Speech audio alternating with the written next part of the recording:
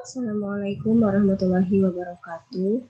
Perkenalkan, nama saya Nunung Nur Hasanah dengan NIM 34021902556. Saya dari program studi manajemen. Pada kesempatan kali ini saya akan mencoba untuk memenuhi salah satu tugas mata kuliah Komputer Bisnis 2 dan langsung saja saya akan mencari tentang artikel sistem informasi dari Google Cendekia.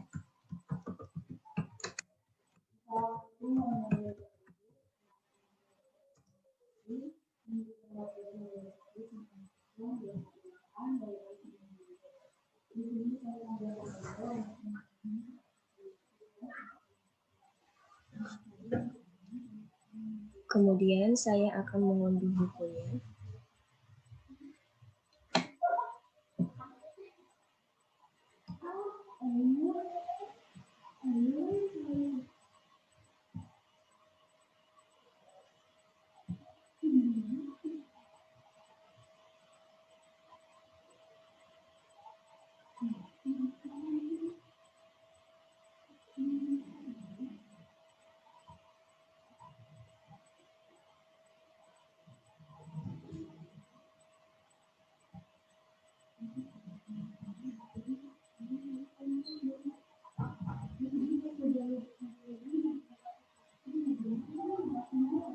Untuk materi yang selanjutnya, saya akan mencoba untuk mengunduh sistem informasi dan manajemen.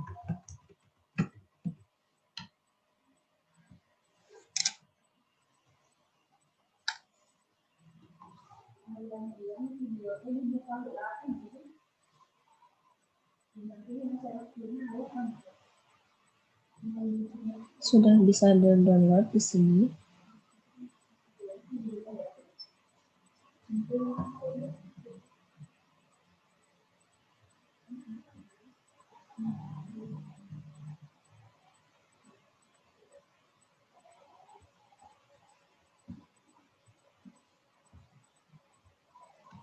Dan selanjutnya saya akan mencoba mencari tentang materi dari sistem informasi dan akuntansi dari website scholar.google.com atau Google Cendekia.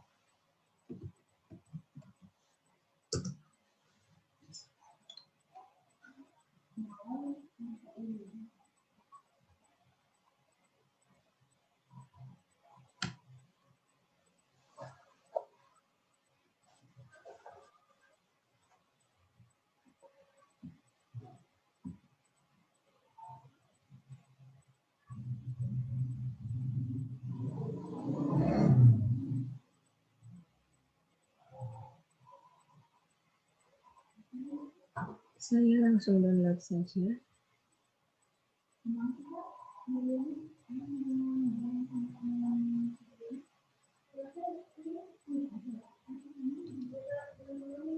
Setelah mengunduh materi dari sebuah website Google Cendekia, saat ini saya akan mencoba mengulas tentang materi saham.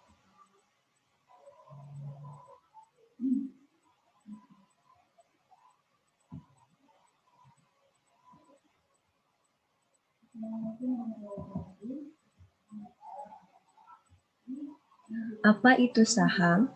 Sebenarnya, pengertian saham adalah suatu dokumen berharga yang mampu menampilkan bagian kepemilikan dari suatu perusahaan. Artinya, saat seseorang memutuskan untuk membeli saham, maka sebenarnya orang tersebut sudah membeli sebagian dari kepemilikan perusahaan yang dibelinya. Pengertian saham yang lainnya bisa juga diartikan sebagai suatu satuan nilai ataupun pembukuan dalam komponen finansial yang berfokus pada bagian bentuk kepemilikan suatu perusahaan. Sementara pengertian saham secara sederhana adalah suatu alat bukti atau kepemilikan dari sebuah perusahaan. Selanjutnya ada segmentasi pasar. Yang pertama ada pasar reguler, pasar tunai, dan pasar negosiasi, di mana ada waktu penyelesaian transaksinya. Yang pertama ada hari bursa kedua, setelah terjadinya transaksi bursa. Yang kedua ada hari bursa yang sama dengan terjadinya transaksi bursa. Kemudian pasar negosiasi berdasarkan kesepakatan antara anggota bursa jual dengan anggota bursa beli. Kemudian sekarang saya akan mencoba menampilkan laporan keuangan 10 tahun terakhir dari PT Bursa Efek Indonesia. Dan kebetulan saya di sini sudah mendownload dari idx.co.id atau website resmi dari PT Bursa Efek Indonesia. Dan di sini sudah ada tampil laporan keuangannya dari per 31 Desember 2018.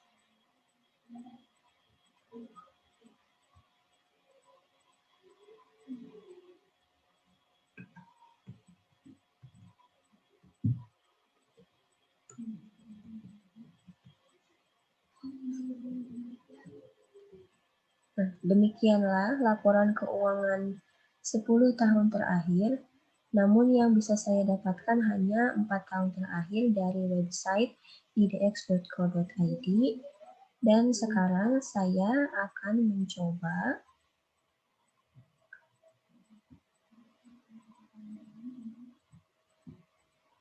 untuk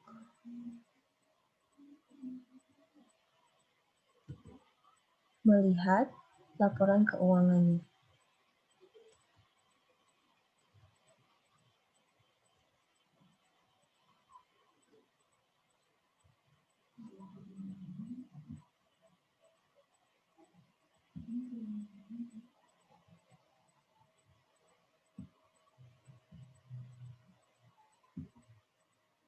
Selanjutnya, materi yang selanjutnya ialah aspek-aspek yang mempengaruhi naik turunnya saham.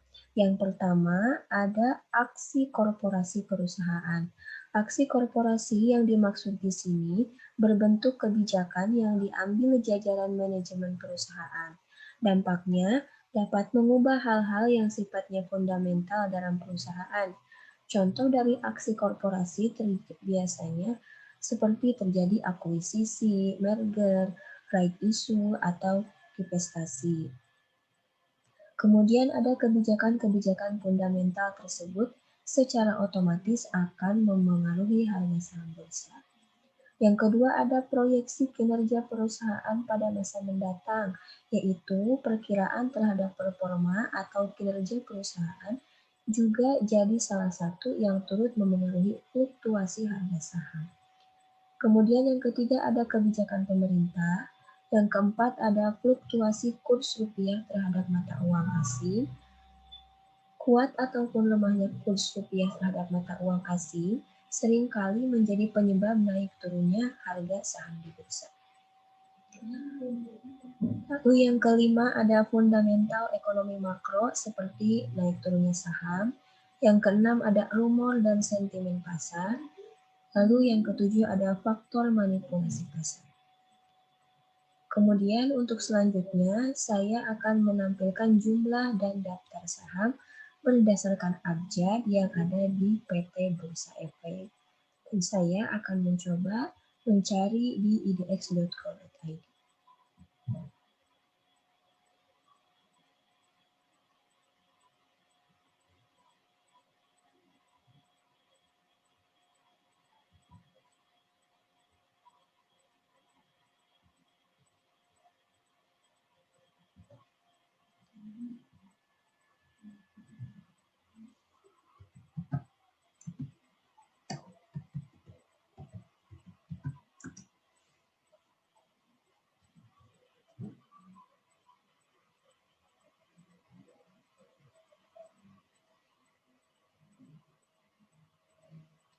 Di sini ada data pasar, kemudian di sini ada daftar saham.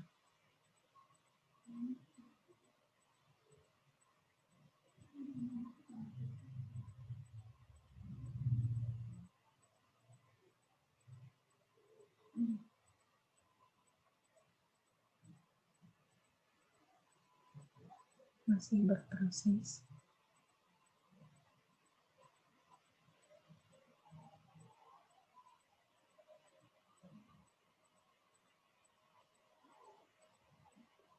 Daftar saham di sini pada PT Bursa Efek sangat banyak sekali, ada 72 slide, sekitar ada 720 saham.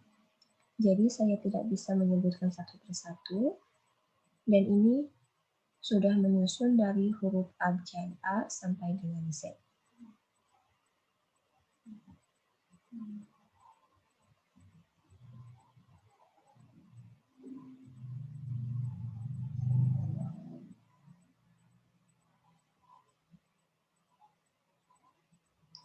Kemudian yang selanjutnya ada istilah dalam saham. Yang pertama ada bottom up approach. Pada pendekatan ini, investor hanya menganalisa pada satu perusahaan saja, dengan asumsi bahwa perusahaan yang dianalisa tersebut telah memiliki hasil kinerja yang bagus dari tahun ke tahun. Bahkan sekalipun kondisi ekonomi dan industri pada perusahaan tidak dalam kondisi baik, perusahaan masih dapat menunjukkan kinerja yang baik. Kemudian yang kedua ada ARA dan ARB. ARA atau kepanjangan dari Auto Reject atas, sedangkan ARB kepanjangan dari Auto Reject bawah. Istilah ini digunakan kepada saham yang secara sistem bursa mengalami kenaikan atau penurunan secara signifikan. Akibat dari kenaikan atau penurunan harga saham yang signifikan tersebut, pada sistem bursa akan memberlakukan suspend atau penghentian perdagangan dalam kurun waktu tertentu. Kemudian, baterai lemah.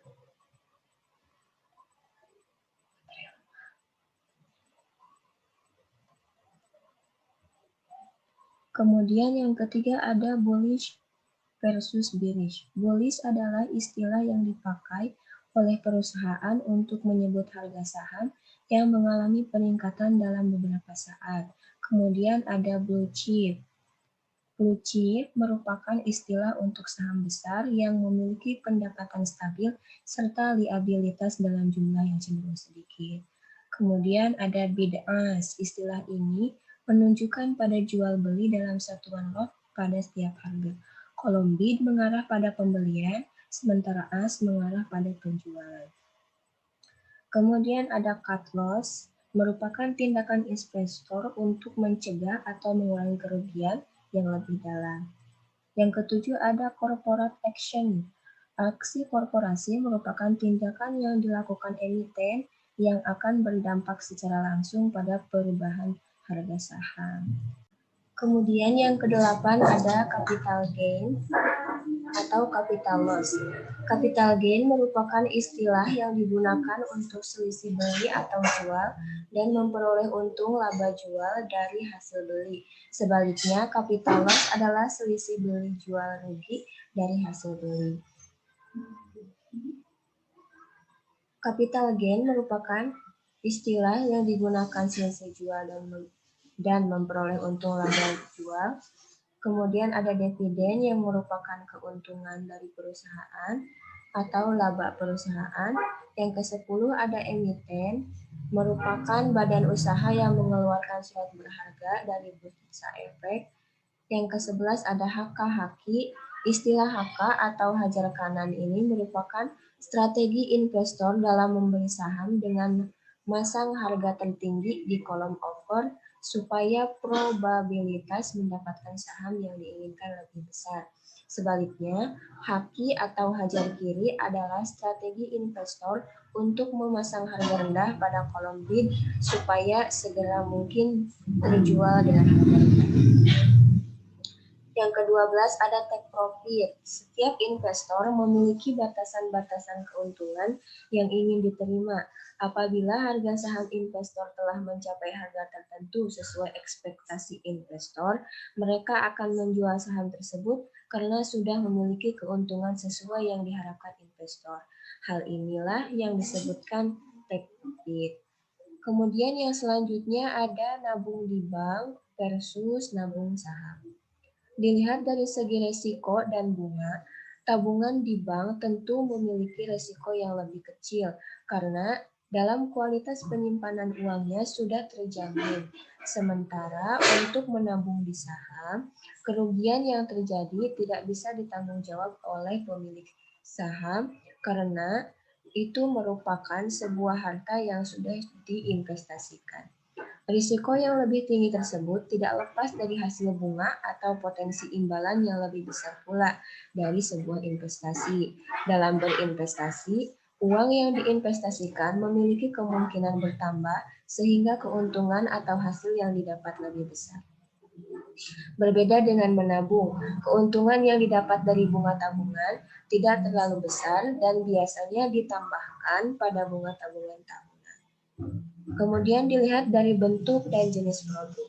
Dalam melakukan kegiatan menabung, umumnya yang digunakan adalah uang.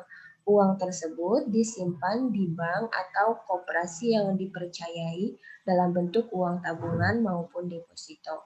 Sedangkan investasi dalam bentuk keuangan di pasar modal bisa dalam bentuk saham, obligasi, dan reksadana. Aneka jenis produk investasi tersebut dapat bertumbuh sesuai dengan keadaan pasar dan potensi keuntungan yang diberikan pun lebih besar daripada tabungan biasa. Kemudian dilihat dari kemudahan untuk akses simpanan, menabung di bank bisa mengakses pendapatan uang dimanapun dan kapanpun. Sementara untuk saham investasi tidak bisa diambil secara bebas karena hanya bisa diambil sewaktu-waktu yang telah ditentukan. Karena pada dasarnya investasi itu merupakan penyimpanan uang dalam bentuk saham untuk jangka panjang. Baiklah, untuk yang selanjutnya saya akan kembali menampilkan laporan keuangan 10 tahun terakhir dari Bank BRI.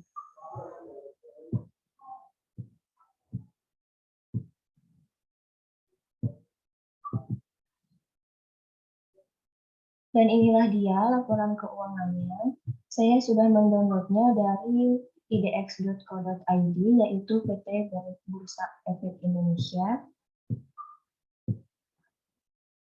Inilah tampilan keuangan 10 tahun terakhir dari Bank BRI.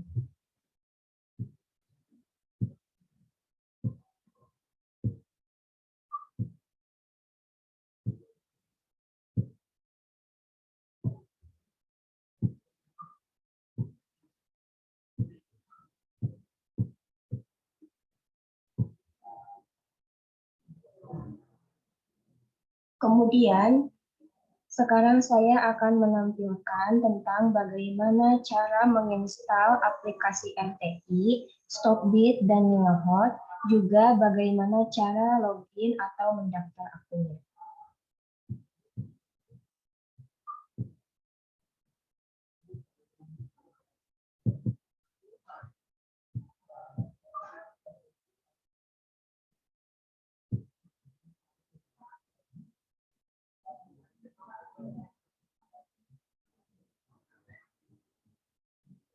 Ini adalah bagaimana cara menginstal aplikasi RTI Bisnis.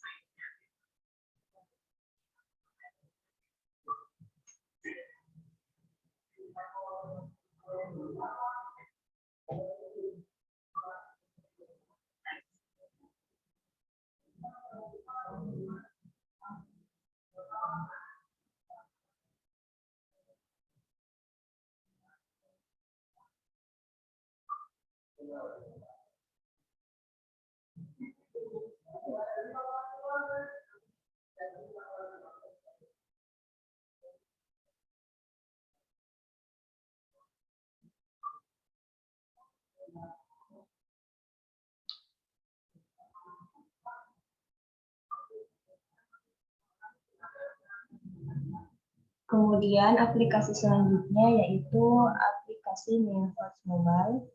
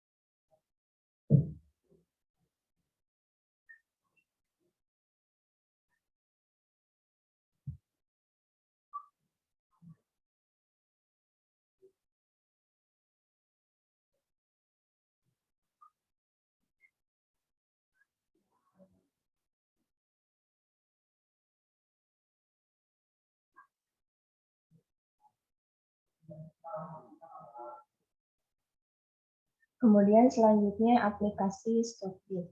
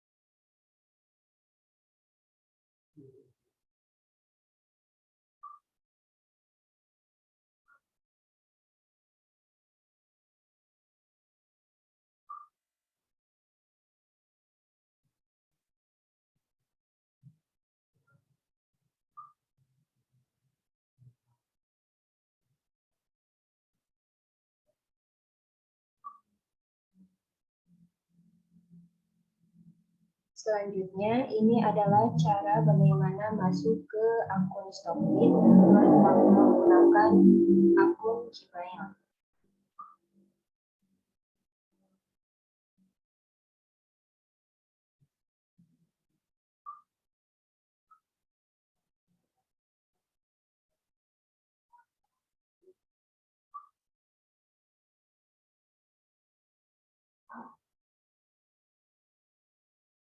Kemudian akun RTI Bisnis.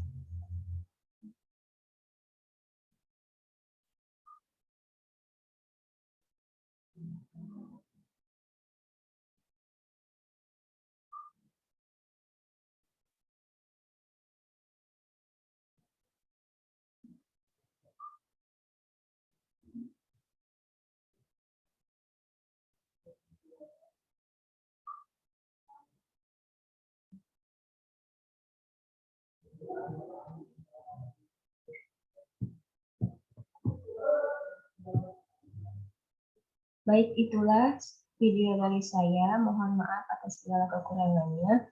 Sekian yang dapat saya sampaikan. Wassalamualaikum warahmatullahi wabarakatuh.